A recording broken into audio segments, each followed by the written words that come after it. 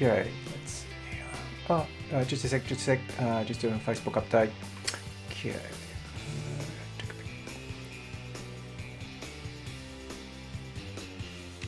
Nice. Okay, hashtag preparing a lecture. Right, set. Okay.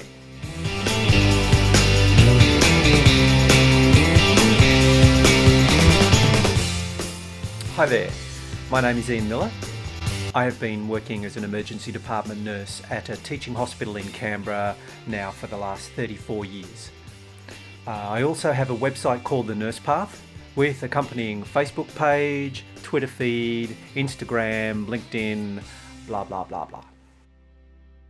I'd like to talk to you today about social media from a very personal perspective, about my own experiences of both the potential and the peril of being a nurse and being active on social media, which, let's face it, most of us already are. And cultivating a professional presence online, which many of us may not be quite so skillful at. I'm going to talk about how careful we must be with our activities and how important it is that we be active. I will talk about some obvious tips for bringing your best self forwards when engaging on social media. And finally, I will look at why this is all so very important. My own online presence began way back in 2000. Remember, this is what the internet looked like then. Our emergency department was producing a monthly magazine called Impacted. The magazine was quite popular, and to save paper, I decided it would be easier to put a single copy on the internet and then staff could access it in their own time and space. Now, this was way back before any of today's popular social media platforms. There was no Facebook, no Twitter, no LinkedIn. There was only one other nurse I know of in the US that was doing a similar sort of thing back then. There were no guidelines on how to present yourself as a nurse online, and at first, there really wasn't too many people paying much attention. But that changed as I stumbled along. Developing my own online voice, it became apparent that there were many other nurses experiencing similar highs and lows to me. Unfolding on my website, I saw that there was celebration and there was venting. And there was a great thirst for individual knowledge and practice improvement. Impacted Nurse was raw and written largely from my heart, often completely bypassing my head.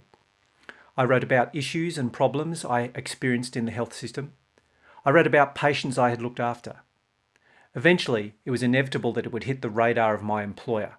And after a few, let's just call them conversations, I decided it would probably be best to shut it down. A little while later, I just couldn't help myself. I just felt it was important to have a voice in this online space. So I began the Nurse Path, which had an altogether different feel to it. It focused more on education and on bringing nurses together as a community and trying to support each other. As other social media platforms such as Twitter and Facebook evolved, it just became a natural progression for me to move conversations from my comment section into these other forums. So I guess the main message from my talk today is that social media for us as nurses is probably not what many of us think it is. Social media is not just a bunch of cute kittens and family holiday pics and funny medical memes and selfies. That is a truth. Social media is all that, but it is not the truth. The truth is that social media is a tool. It is an incredibly powerful tool with the ability to connect, to create, to repair, and also to damage. It is a tool that can be used by you, and it is a tool that will absolutely be used on you. So we have a lot of sharp edges here, especially if you choose to engage this tool as a nurse. And as such, it should be treated with respect, regularly maintained, and the user should develop their own competence and skill in its use. In return for this investment, you can use this tool to build your own professional online support network. For example, social media gives you unprecedented opportunity to access a rapidly growing repository of the latest educational information, as well as expert commentary and discussion on that information. You only have to get on Twitter and search for hashtags such as foamed or phoned, free open access medical education, free open access nursing education, or groups such as We Nurses, based in the UK, to get a taste of this potential. And even more importantly, in my view, you can use social media to engage in conversations with nurses in similar specialties to your own or in completely different environments. So you can be an active participant in the engineering of our profession, on transforming who we are and how we are seen. So social media gives you the opportunity to get a real feel for what is happening in our profession, both the positives and the negatives, in real time, across both the controversies and the celebrations. And of course, if you want to, you can still get to see those cute puppy pics. It's pretty easy to just sit back and soak up all this social media education that's currently on offer. But I really want to urge you to become more active and to actually engage and participate in activities online.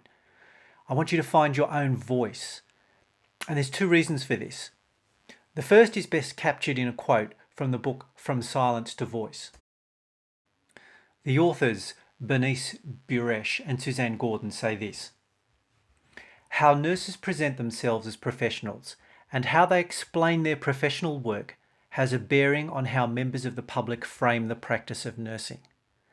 By the same token, how nurses are told that they should act, behave, and present themselves to the world establishes a frame for them to understand themselves. And the second reason I think it is so important that you find your voice on social media, and again, this is my opinion, is that there is very little point having a focus on evidence-based practice when our work environment, the resources we have available to us, and the support systems we have make implementation of that practice so bloody difficult and oftentimes near on impossible. Nurses are by far the largest part of the health workforce. We have the most intimate relationship with our patients, and we are their most accessible advocates. Yet, for such a large group, we remain, by and large, so very silent. So, don't just consume social media, be an active participant. Advocacy demands action and risk.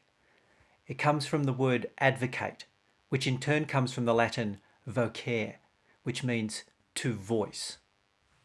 So, as nurses, we need to be engines of transformation, to transform the container that holds our best practice.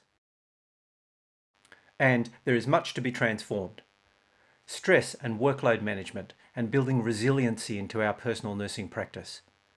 Bullying and other interprofessional behavioural issues, which sadly are still a huge problem. Individual knowledge and skill gaps and accessing quality education. Nurse to patient ratios. Job availability for new grads. And nursing shoes. Shoes seem to be really important. One of the things that makes this very difficult is fear around accountability and professionalism with respect to our activities online. Nurses both here in Australia and overseas have been punished over breaches in patient confidentiality, unacceptable or inappropriate behaviour, and for breaches in our so-called professional image as it is portrayed to the community. So there have been nurses who have been reprimanded for posts on personal social media forums where they are off-duty, for behaving in ways that are deemed to be unacceptable to this professional image and public expectation. In my opinion, some of this has been absolutely warranted, and some has been a disproportionate reaction as organisations and professional bodies themselves continue to struggle to understand this social media environment and to manage nurses' presence in this space. Much has been written about boundaries with respect to nurses on social media. This is the perception that we can separate our personal and our professional lives online, and it is, in my opinion, quite flawed. Despite the way it appears, social media is not a set of discrete forums or apps or compartments that can be easily controlled by privacy settings and personal intent. Some nurses choose to completely remove any trace of their nurse life from their online presence, and with good reason. Some nurses have been stalked or harassed online, or even just made to feel uncomfortable by having an ex-patient or patients' relatives try and make contact. And there's also increasing probability that your employer or potential employer will try to take a look at your online feeds. These nurses have absolutely no reference to being a nurse in their profiles. They max out their privacy settings and even use some sort of pseudonym or pseudo avatar to try and remain anonymous. The rest of us try and juggle some sort of middle ground where we have our personal lives and also integrate with that the fact that we are a nurse. Now, this is made very difficult for us by the obsession that we need to create or curate an image of nurses being 110% squeaky professional. I would argue that the most fundamental instrument in building meaningful and effective nurse-patient relationships is not our image, but is a relationship built on trust.